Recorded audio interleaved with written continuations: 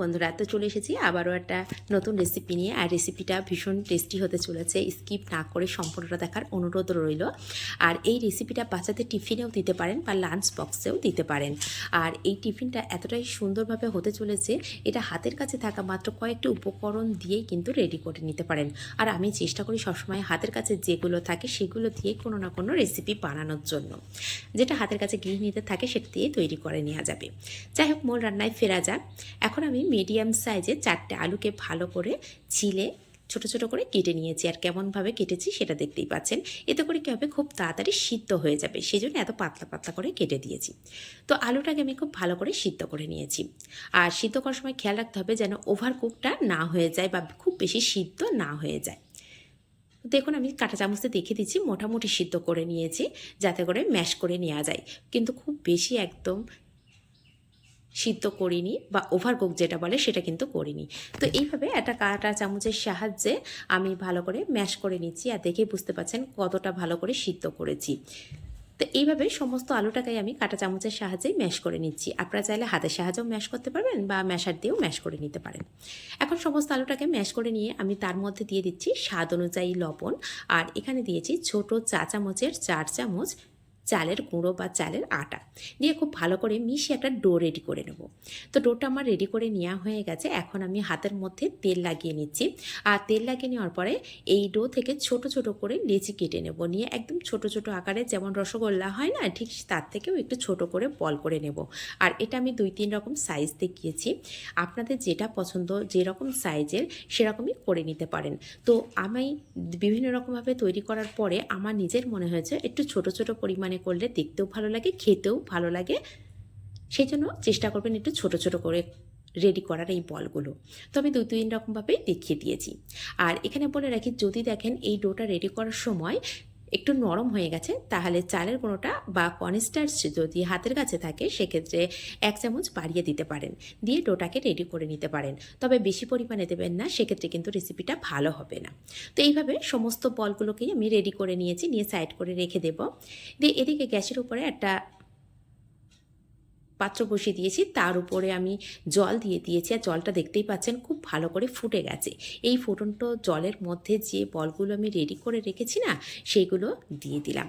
আর দেখুন, এখন দেওয়ার পরে যখন আমি পটেটো বলগুলো দিয়ে দিয়েছি তখন কিন্তু জল ফোটাটা একদম বন্ধ হয়ে গেছে, কারণ জলের টেম্পারেচারটা অনেকটাই কমে গেছে।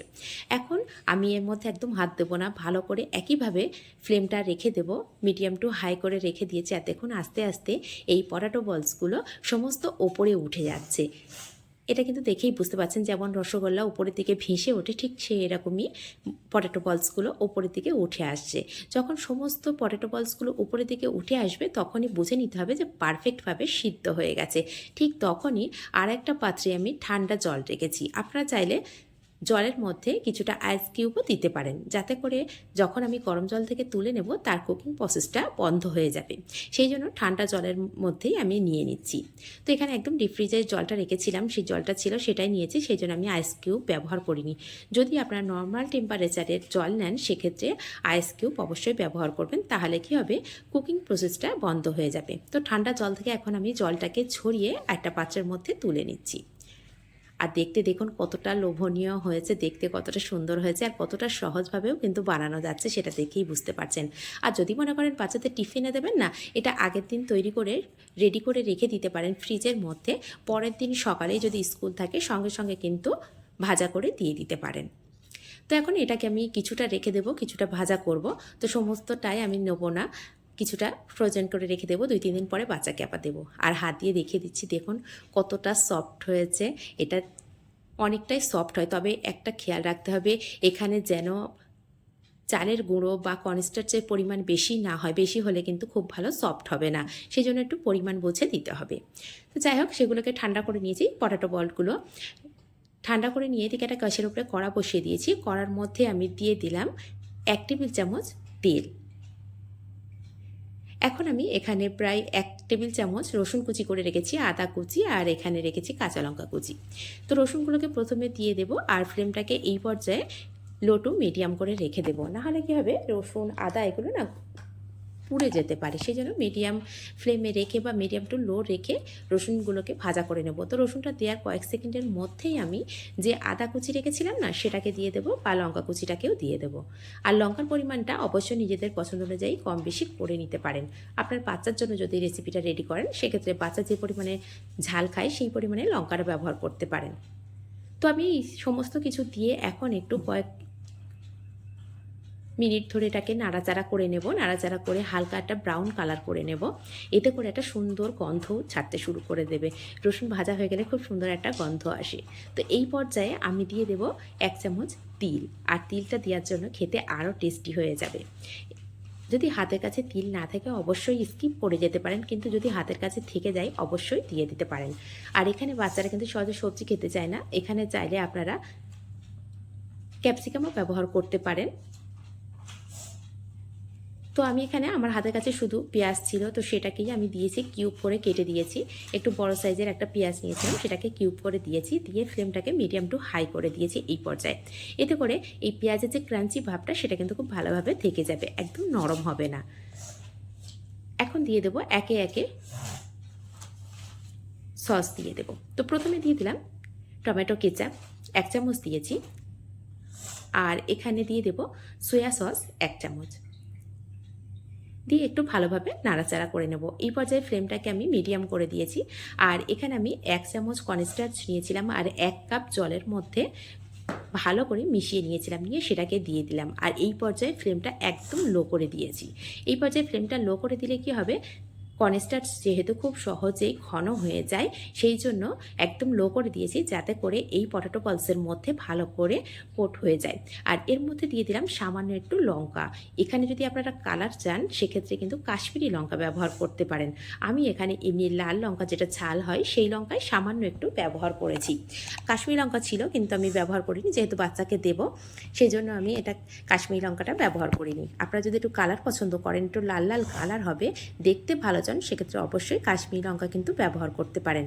আর দেখুন কতটা সুন্দর হয়েছে। আর যদি দেখেন একটু বেশি ঘন হয়ে যাচ্ছে, এখানে আরও 2-1 চামচ জল অ্যাড করে দিতে পারেন। আর আমি এখন একটা চামচে করে তুলে দেখাচ্ছি, দেখুন একদম সসগুলো কিন্তু পটেটো বলসের গায়ে খুব ভালোভাবে লেগে গেছে।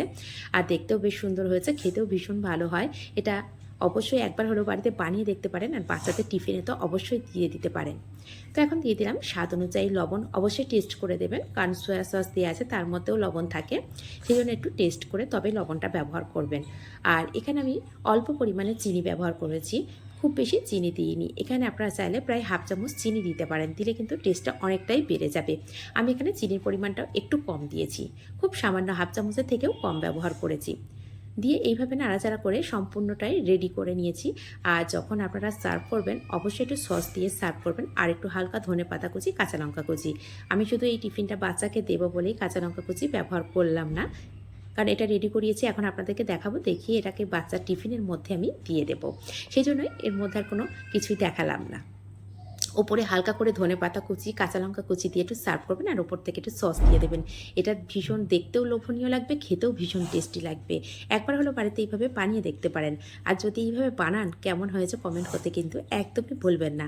আর দেখুন যে উপকরণগুলো ব্যবহার করেছি সেগুলো কিন্তু সবার হাতের কাছে কম বেশি থেকেই যায়।